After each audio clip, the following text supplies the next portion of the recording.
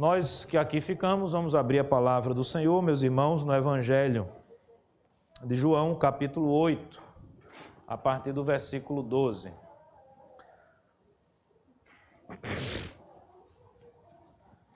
Evangelho de João, capítulo 8, a partir do versículo 12.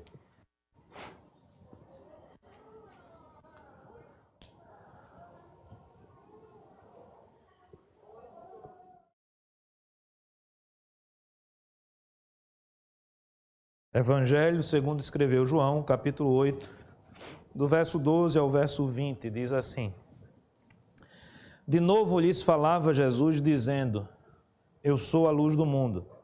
Quem me segue não andará em trevas. Pelo contrário, terá a luz da vida. Então lhe objetaram os fariseus: Tu dás testemunho de ti mesmo, logo o teu testemunho não é verdadeiro. Respondeu Jesus e disse-lhes: Posto que eu testifico de mim mesmo, o meu testemunho é verdadeiro, porque sei de onde vim e para onde vou. Mas vós não sabeis de onde venho, nem para onde vou. Vós julgais segundo a carne, eu a ninguém julgo. Se eu julgo, o meu juízo é verdadeiro, porque não sou eu só, porém eu e aquele que me enviou. Também na vossa lei está escrito que o testemunho de duas pessoas é verdadeiro. Eu testifico de mim mesmo, e o Pai que me enviou também testifica de mim. Então eles lhe perguntaram: Onde está teu Pai? Respondeu Jesus: Não me conheceis a mim, nem a meu Pai. Se conhecesses a mim, também conhecerias a meu Pai.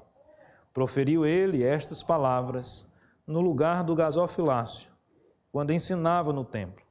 E ninguém o prendeu, porque não era ainda chegada a sua hora. Amém, amém. Como pedimos em oração, não é, meus irmãos, que Deus possa abrir o nosso entendimento nesta manhã, que Ele possa falar conosco aquilo que nós tanto precisamos para a nossa vida, para a nossa própria existência. Meus amados irmãos, nós estamos meditando nesse Evangelho já há alguns meses.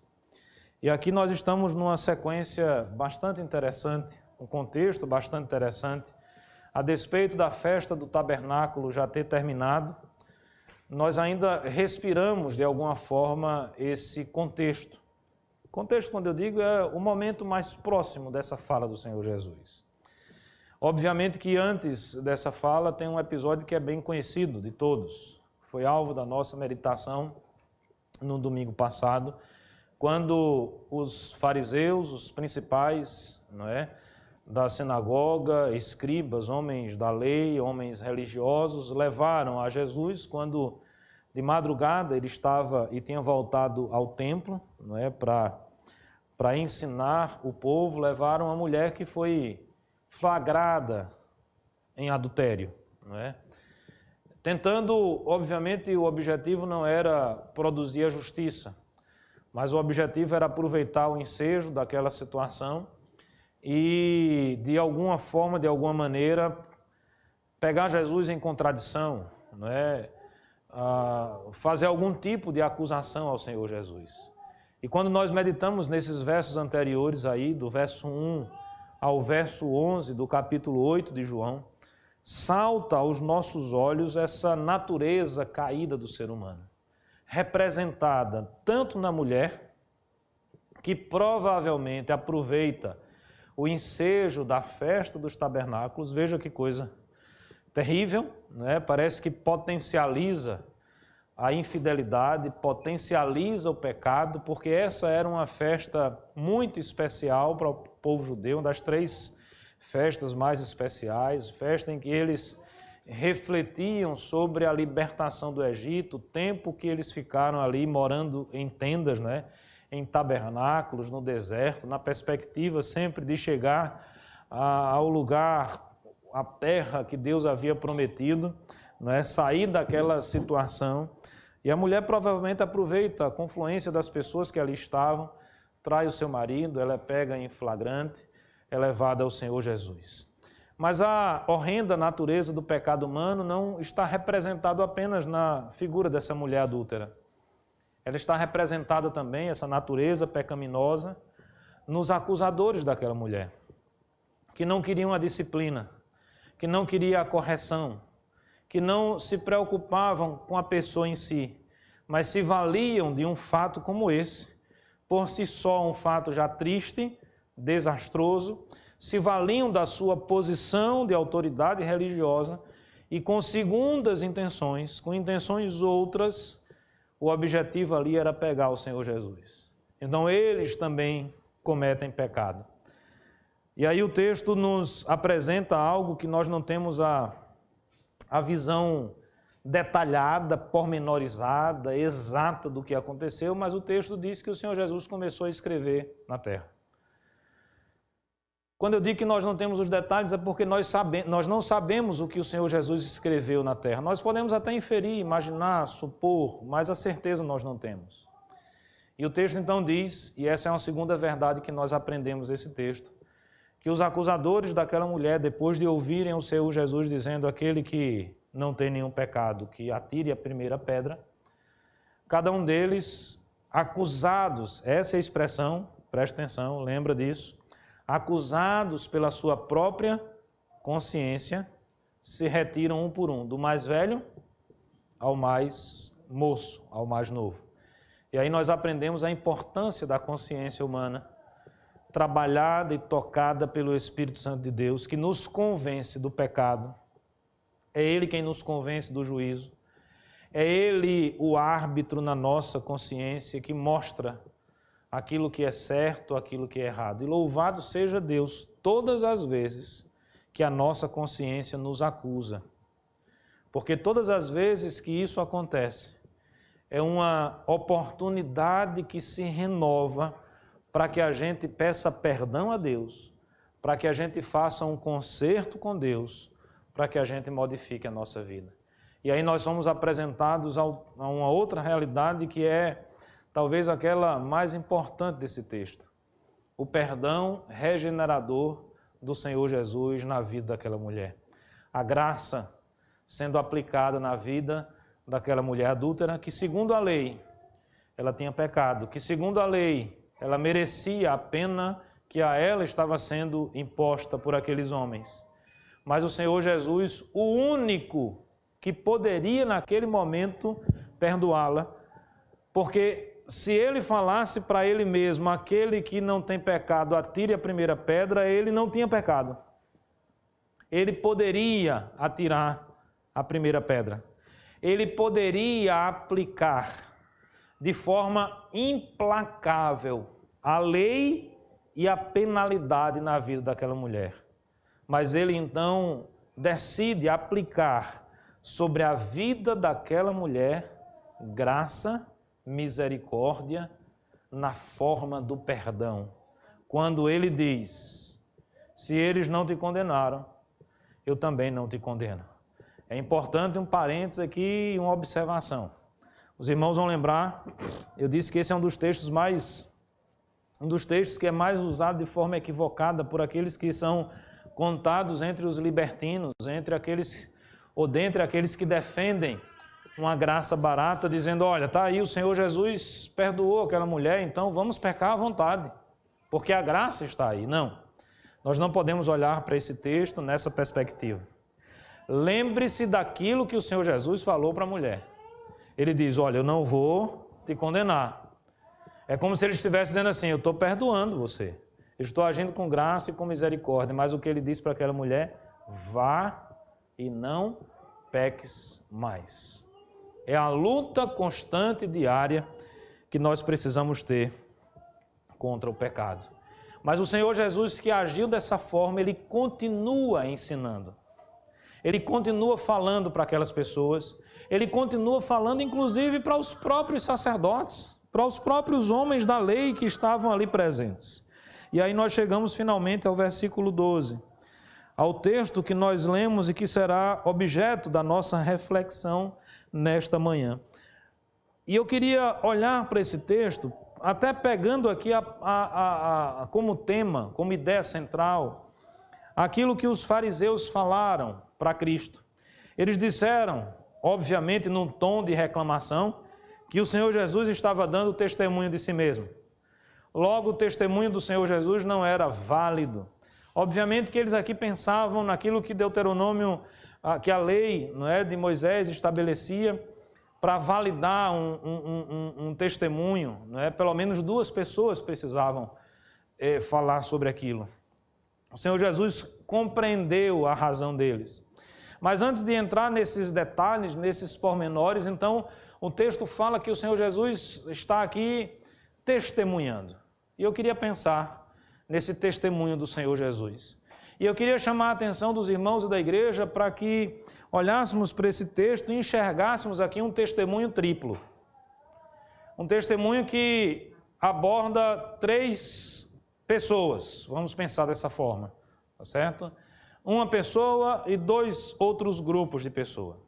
O primeiro testemunho aplicado pelo Senhor Jesus, e a primeira pessoa a que ele faz referência é um testemunho pessoal. No Evangelho de João nós vamos encontrar 7 vezes essa expressão do Senhor Jesus dizendo: eu sou.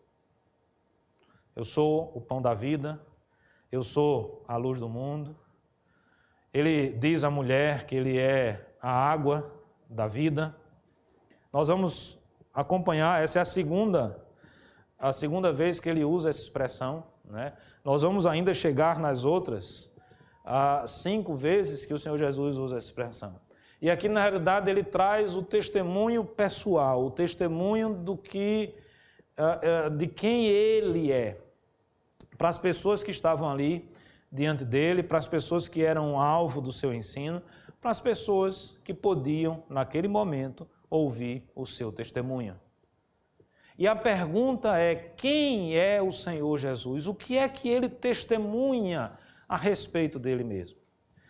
Veja que o seu testemunho é impactante, o seu testemunho é forte. Os irmãos que gostam de estudar, por exemplo, as religiões ao redor do mundo, as religiões de um modo geral, nós vamos ter aí grandes homens que representam correntes religiosas e nenhum deles trouxe um testemunho falando de si mesmo nos termos que o Senhor Jesus trouxe. Se pensarmos, por exemplo, no budismo, em Buda, por mais que ele tenha se colocado como uma pessoa especial, como uma pessoa santa, ele jamais se colocou como sendo o próprio Deus, como sendo o Verbo que se fez carne, como sendo a luz do mundo. Se pensarmos em outras personagens do mundo religioso, nós vamos seguir nós vamos enxergar essa mesma realidade. Muitos diziam: olha, eu entendo que eu sou um grande mestre, eu entendo que eu ensino a verdade, que eu ensino coisas boas, não é? Maomé, por exemplo, disse que se não fosse a misericórdia de Deus sobre a sua vida, ele não faria tudo aquilo que ele fez ou tudo aquilo que ele ensinou. Longe de mim acusar ou condenar esses homens, o destaque aqui, ele serve simplesmente ao propósito de percebermos que o testemunho do Senhor Jesus, ele é chocante para um povo que não tinha ouvido falar nada a respeito daquilo, naqueles termos, naquela forma. Ele é sui generis porque não existe ninguém que tenha trazido um testemunho como esse que o Senhor Jesus trouxe. É por isso que, no primeiro momento, a ação dos fariseus é tentar descredibilizar aquele testemunho. Até hoje as práticas jurídicas são assim, não é? Até hoje os argumentos chamados ad hominem, não é? Os argumentos que não focam a coisa em si, mas a pessoa que está testemunhando, a pessoa que está falando, são dos mais usados. A pessoa vai lá e diz: não, eu vi que fulano de tal fez isso. Quem é ele que disse que viu isso? É um mentiroso. Ele é isso, ele é aquilo. Percebe? A ideia é tentar desconstruir a pessoa.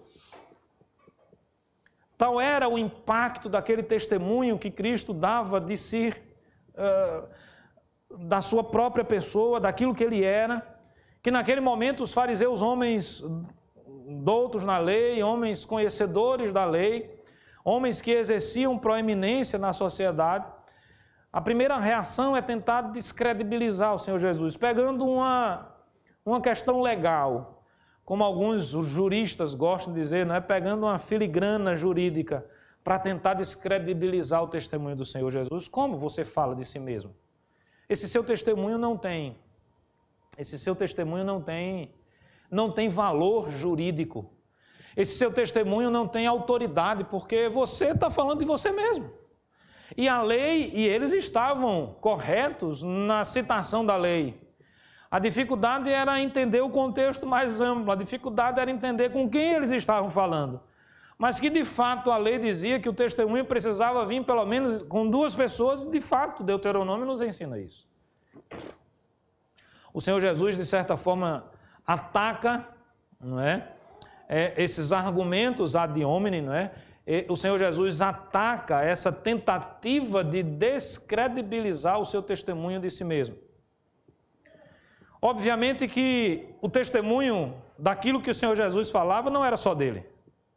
Nós já aprendemos isso no Evangelho de João. Lembra que antes do Senhor Jesus veio alguém que preparou o seu caminho, que aplanou o seu caminho, e que esses mesmos fariseus pensaram que ele era o Messias.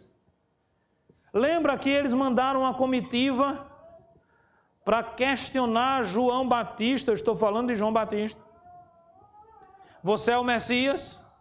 Você é isso, você é aquilo outro. O que é que João Batista diz? Não, eu não sou o Messias. Não, eu não sou a luz. Cristo é a luz. Ele é a luz. Então nós temos o testemunho de uma outra pessoa. Nós temos o testemunho da própria lei, do próprio Moisés, que escreveu falando a respeito do Messias. A própria Escritura Sagrada testemunha a respeito do Senhor Jesus em concordância com aquilo que ele falava, e se isso não bastasse, na construção do texto, o Senhor Jesus aprofunda o seu testemunho e, de certa forma, até choca um pouquinho mais os judeus, porque eles, em hipótese nenhuma, aceitavam isso. Ele diz, mas eu não estou falando isso sozinho. Eu testemunho de mim mesmo e aquele que me enviou, meu Pai, testemunha da mesma forma que eu estou falando. São 2 pessoas. 2 pessoas da Trindade excelsa. Deus Pai e Deus Filho. Do ponto jurídico, fica afastada qualquer tentativa de descredibilizar esse testemunho que o Senhor Jesus dá de si mesmo. Versículo 17, também na vossa lei está escrito que o testemunho de 2 pessoas é verdadeiro. O Senhor Jesus entendeu a jogada jurídica dos fariseus. Ele compreendeu a perspicácia daqueles homens naquela argumentação, tentando destruir o seu testemunho, sem sequer entrar no mérito daquilo que ele falava. E aí ele diz no verso 18, eu testifico de mim mesmo e o Pai que me enviou também testifica de mim. Temos 2 testemunhas, eu e o Pai. E olha que eu ainda citei a Escritura, e olha que eu ainda citei João Batista. Então é um homem sozinho falando dele mesmo? Não. Aquela tentativa de descredibilizar o testemunho do Senhor Jesus, ela não prospera. Ela não anda, ela não vai à frente. E aí, afastadas as preliminares, não é assim, né, que no mundo jurídico se estabelece, afastadas as preliminares, as questões, os questionamentos, se era válido ou não era válido, vamos ao teor do testemunho, que para nós é muito mais importante do que essas filigranas jurídicas, do que esses pormenores, do que esses detalhes. O Senhor Jesus testemunha de si mesmo dizendo, eu sou a luz do mundo. Louvado seja Deus por isso. Nós estamos diante do verdadeiro iluminismo na história da humanidade, que não aconteceu 16 séculos depois, 17 séculos depois, 18 séculos depois. A verdadeira luz se estabelece na história da humanidade nesse momento. Obviamente que nós já tínhamos as profecias, obviamente que a escritura do Antigo Testamento já apontava para esse momento. Mas ali nós tínhamos como que sombras, mas ali nós tínhamos como que ideias escondidas, né? É Santo Agostinho que diz de forma muito precisa sobre isso, que o Novo Testamento está patente no Velho e o Velho está latente no Novo, dando a ideia de que aquilo que nós temos explícito hoje no Novo Testamento, no momento de Cristo, estava dentro do Velho Testamento, mas estava como que escondido, porque falava através de tipologias, não é? Na realidade, nós aqui já podemos falar de uma dessas tipologias. Eu disse que o contexto é muito importante para a gente. É o final da festa dos tabernáculos. A festa dos tabernáculos remete o povo de Israel para onde? Para o deserto. E como é que foi a história do povo de Israel no deserto? Diante dele existia uma coluna de fogo. Eles eram iluminados no caminho que eles andavam. Existia uma luz. Um outro dado interessante. Lá no verso 1 desse mesmo capítulo, o texto diz que o Senhor Jesus volta ao templo de madrugada. A história daquela mulher se passa quando o sol começa a surgir com seus primeiros raios. Talvez o Senhor Jesus se aproveite do momento. Talvez o Senhor Jesus, em que a luz do dia está iniciando, talvez o Senhor Jesus se valha da ideia da coluna de fogo lá no período em que o povo estava no deserto, e ali já era uma tipologia, aquela coluna era um tipo de Cristo, era uma tipologia que apontava para Cristo. Tudo no Velho Testamento aponta para Cristo. Se você tiver alguma dificuldade de interpretação no Velho Testamento, use uma chave hermenêutica chamada Jesus Cristo. E você vai ver como as coisas se tornam claras, como nós começamos a perceber as coisas. Talvez essa seja a grande dificuldade dos fariseus de compreender essas verdades, porque eles não usavam a chave interpretativa que deveria ser usada, que é Cristo Jesus. As coisas lá estavam meio que escondidas, mas existia uma coluna de fogo que guiava o povo, que iluminava o caminho, que orientava o caminho da peregrinação. E nós não podemos nos esquecer dessa verdade. Meus amados irmãos, nós também somos peregrinos nessa vida. Nós também somos peregrinos nesse mundo. E como peregrinos, nós precisamos de uma luz que possa iluminar o nosso caminho. E como peregrinos, viajantes, caminhantes, nós precisamos daquele que haverá de iluminar a nossa vida. E o que o Senhor Jesus diz àqueles homens no templo, e o que o Senhor Jesus diz a mim e a você nessa manhã, é que Ele é a luz do mundo. É Ele quem guia os nossos passos. É Ele quem ilumina o nosso caminho. É Ele como que uma grande coluna de fogo dá o direcionamento. Nós que aqui somos peregrinos, nós que vivemos no mundo de trevas, ou será que é difícil nós chegarmos à conclusão de que nós vivemos no mundo de trevas? No mundo que muitas vezes é um mundo de sombras, um mundo de escuridão, um mundo onde a vileza, o pecado, aquilo que não é bonito, aquilo que não é bom, aquilo que não é agradável, aquilo que não é correto tem inundado, tem crescido, tem tomado conta das nossas relações. Quantas e quantas vezes nós nos deparamos naquela situação em que sequer sabemos o melhor caminho a ser seguido. É nesse momento que nós precisamos de uma luz. É nesse momento que nós precisamos de iluminação para a nossa vida. A luz, ela traz esperança. A luz, ela dissipa as trevas. A luz dá o direcionamento. É para lá que eu devo andar. É esse Cristo que eu devo seguir. Ele traz um testemunho. Eu disse que é um tríplice testemunho. O primeiro relaciona-se a Ele mesmo. Eu sou a luz do mundo. Ah, meus amados irmãos, quantas pessoas buscam essa luz? Quando eu digo essa luz, eu não falo e não me refiro especificamente ao Senhor Jesus. Eu digo que quantas e quantas pessoas buscam algum tipo de orientação nas suas vidas. Pessoas que estão aí batendo cabeça. Pessoas que estão andando para qualquer direção, para qualquer lado. Como a gente costuma dizer em algumas expressões idiomáticas, né? Atirando para todo lado. Não conseguem compreender, não conseguem enxergar, não conseguem perceber, porque, de uma forma muito óbvia, falta-lhes a luz, a iluminação. Falta-lhes a palavra. A Bíblia Sagrada diz que a palavra de Deus também é lâmpada, né? Também é luz. E o Senhor Jesus é a palavra que se fez carne. É o verbo que se fez carne. Os irmãos começam a entender as conexões perfeitas da palavra de Deus. Essas conexões são perfeitas. Ele está falando dele mesmo e ele está dizendo: eu sou a luz do mundo. Se ele é a luz do mundo, é porque o mundo precisa dessa luz.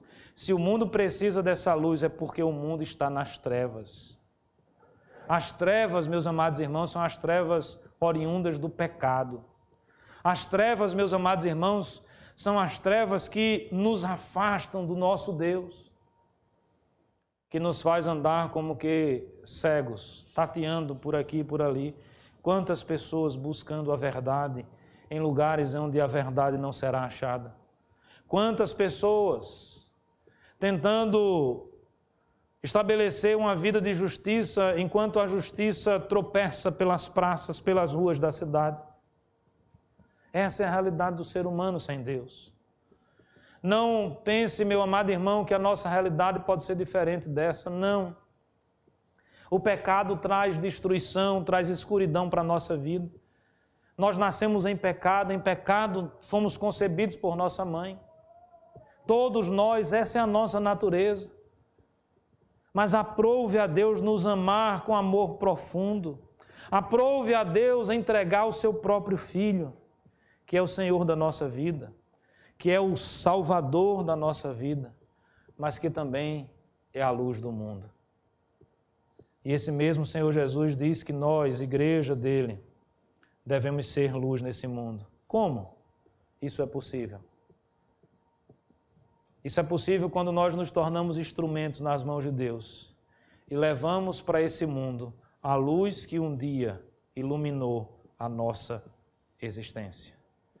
É possível ser a luz desse mundo que está em trevas quando nós resplandecemos a luz de Cristo que um dia tocou no nosso coração, que um dia nos tirou das trevas, que um dia fez as escamas, né, dos nossos olhos caírem e enxergarmos a verdade. Ou será que é difícil olharmos para o nosso derredor e vermos pessoas, por exemplo, cegas pela idolatria, se curvando diante de imagens de deuses falsos? Ou será que é difícil olharmos para o nosso derredor e vermos pessoas cegas, buscando e tendo como princípio de vida o materialismo, as coisas desse mundo?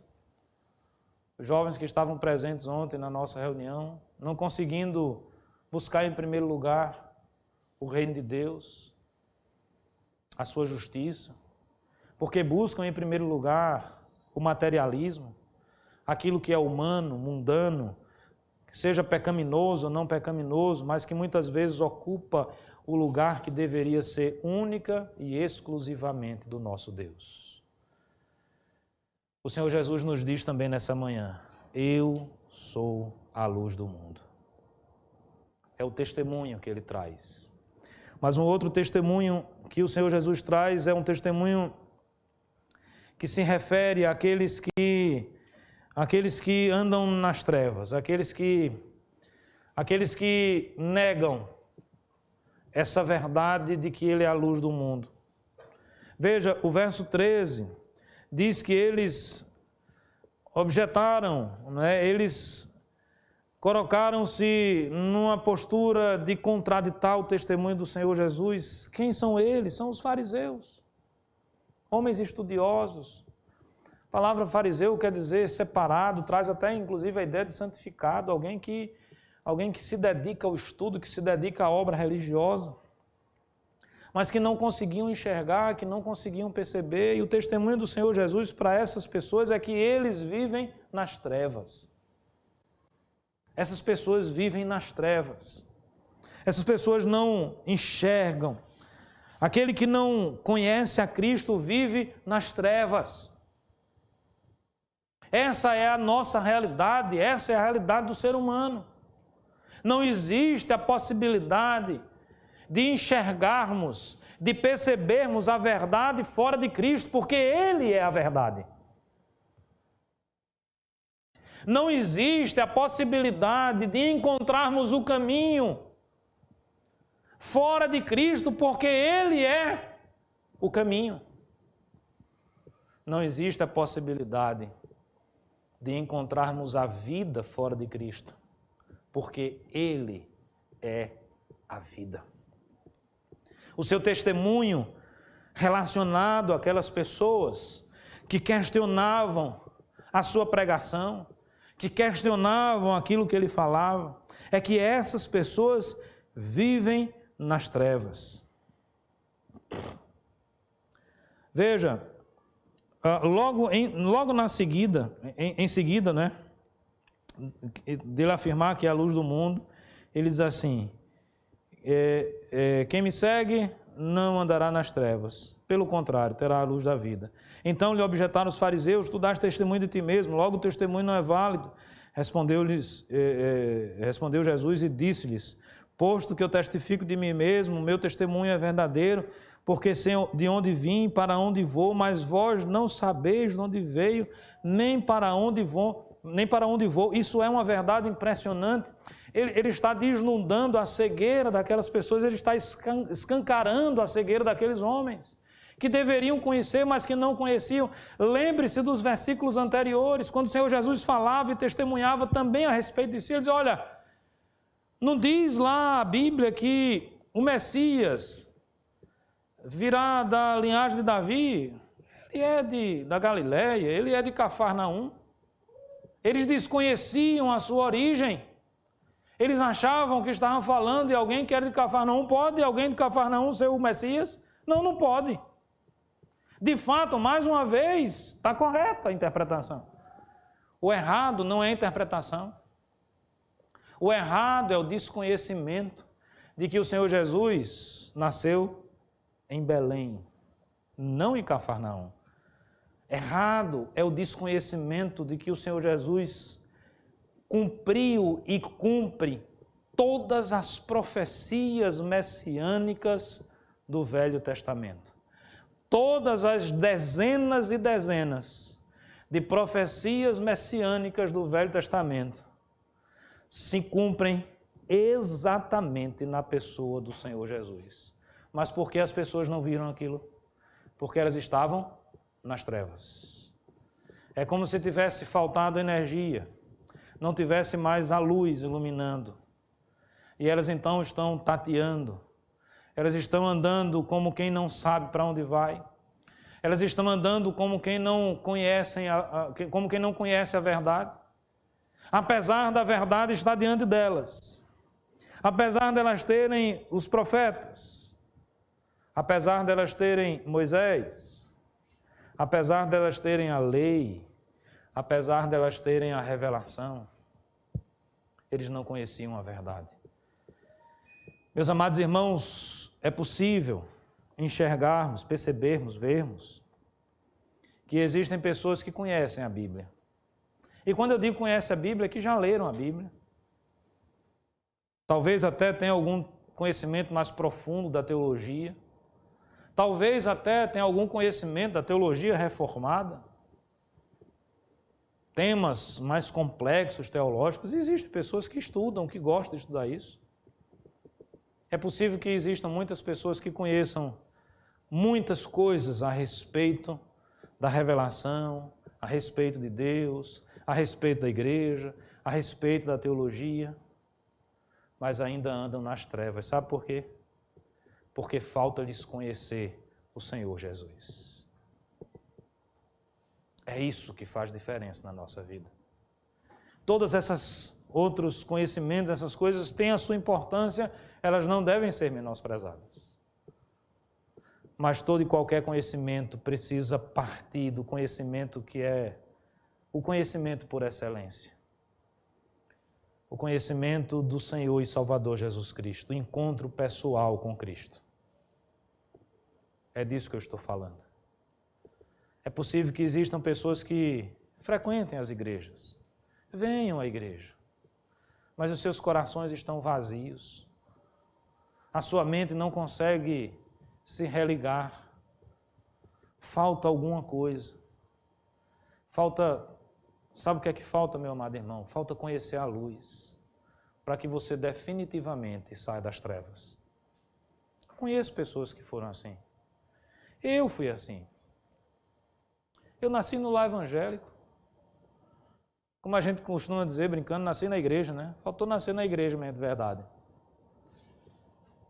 Mas Deus me chamou, eu vim conhecer a Cristo verdadeiramente, mas minha pré-adolescência, adolescência, até lá, eu conhecia a Bíblia. Você me perguntasse das histórias, eu sabia. Eu tive ótimas professoras. Janete foi minha professora de catecismo. Ótimas professoras. Parece que naquele tempo, né, o catecismo era mais ensinado, essa coisa da teologia. Eu conhecia a história de Moisés, de Davi, né? Conhecia um bocado de coisa, aquelas historinhas que a gente ensina, que tudo isso é fundamental, viu, irmãos? É essencial. Eu não estou menosprezando em hipótese nenhuma esse tipo de conhecimento. O que eu estou lhe dizendo, e dizendo aos irmãos nessa manhã, é que para que a gente saia definitivamente do estado das trevas, nós precisamos conhecer o Senhor Jesus. Eu estou falando de uma ação que é pessoal. Eu estou falando de algo que modifica a nossa vida definitivamente.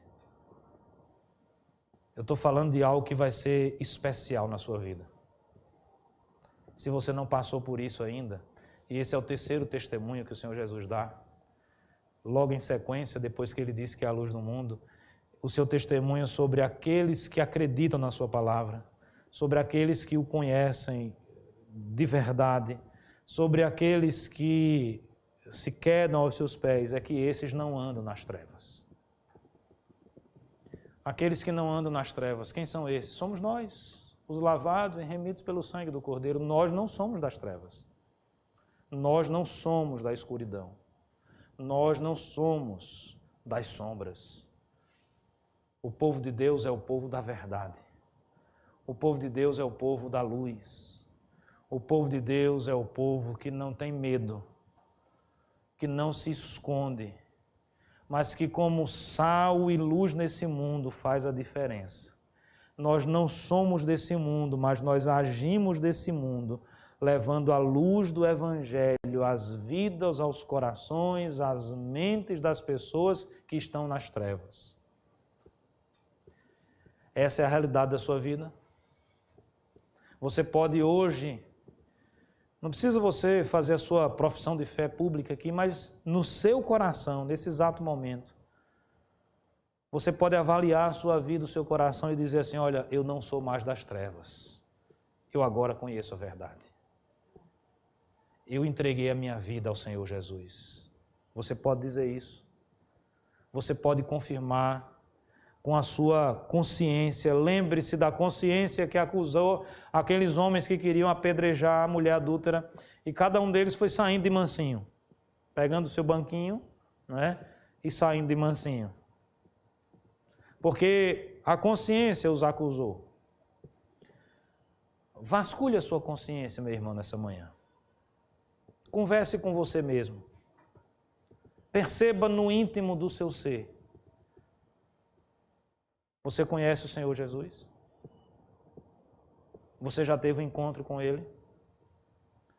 Porque o que o Senhor Jesus diz àqueles homens e continua dizendo até, reverberando aí, até os dias de hoje, é que Ele é a luz do mundo. E Ele pode dissipar as trevas da minha vida e da sua vida. Ele pode fazer com que tudo se torne novo e novidade de vida. Nós precisamos disso. Você precisa disso. Ou não? Nós precisamos dessa luz. O mundo está em trevas. O mundo jaz no maligno. A luta espiritual é uma realidade, não se engane. A guerra espiritual é uma realidade, não se engane.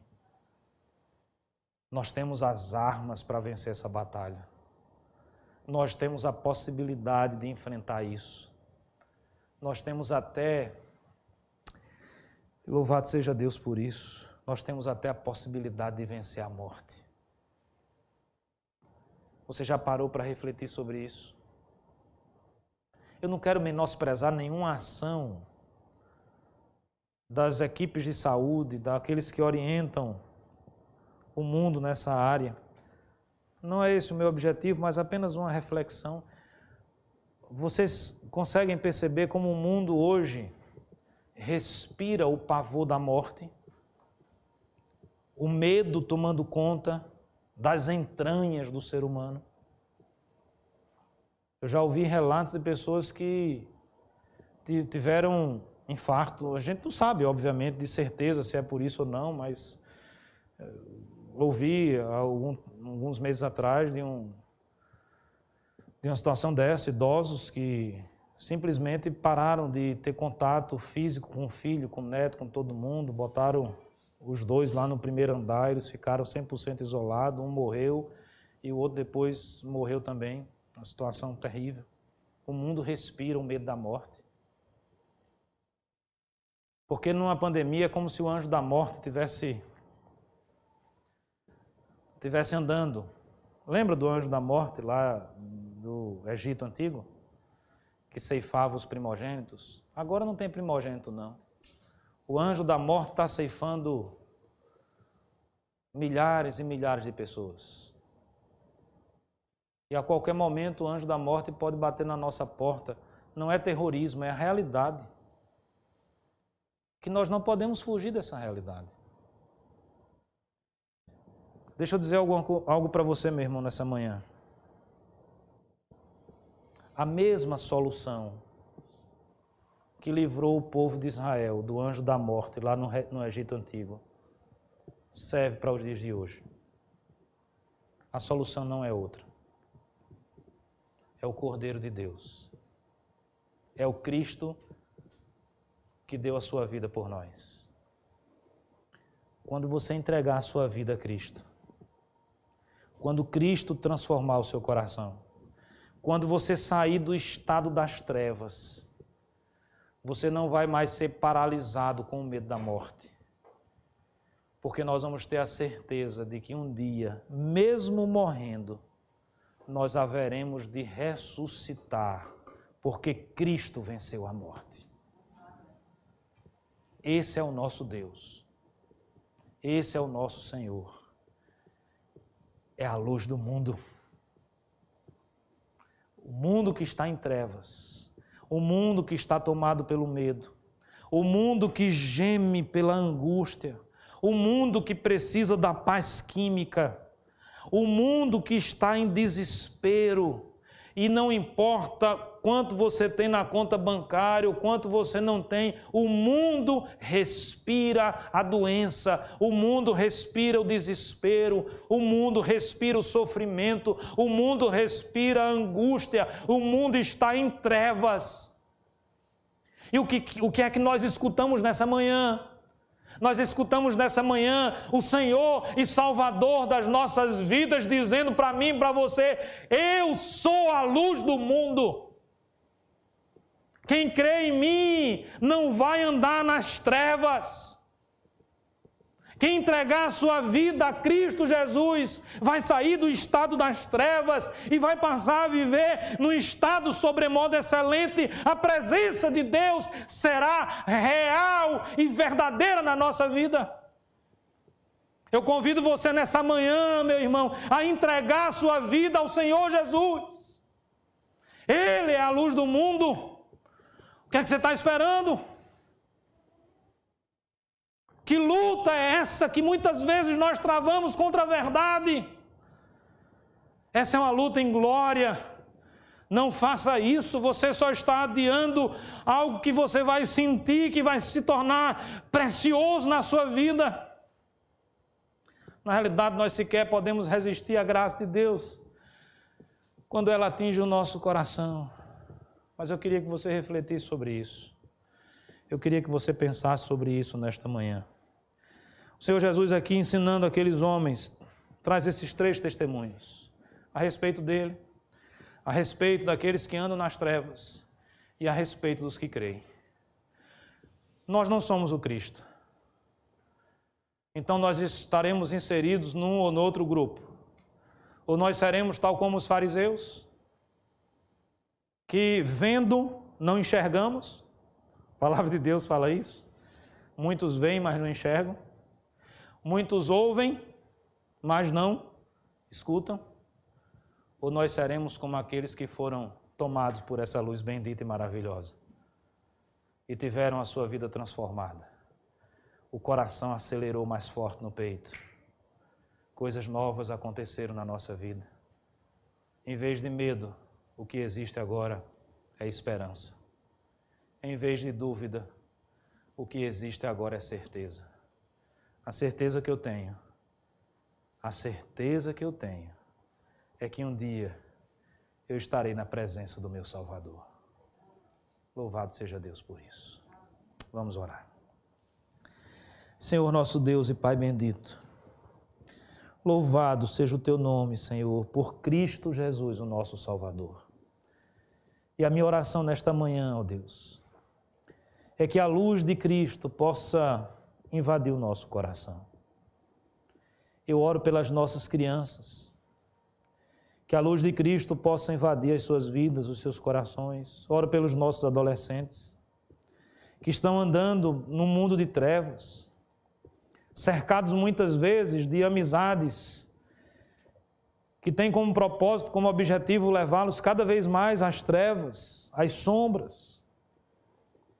Eu oro pelos nossos adolescentes e jovens, pedindo que a luz de Cristo possa brilhar em seus corações. Eu oro pela Tua igreja aqui presente, por aqueles que estão nos ouvindo de casa, por aqueles que de repente ainda vão assistir num outro momento, ó Deus, essa mensagem, que a luz do Senhor Jesus possa invadir, possa inundar o nosso coração. Ó Pai Santo, muito obrigado por Cristo Jesus, pelo nosso Salvador. É a oração que nós a Ti fazemos, no nome do Senhor Jesus. Amém e amém.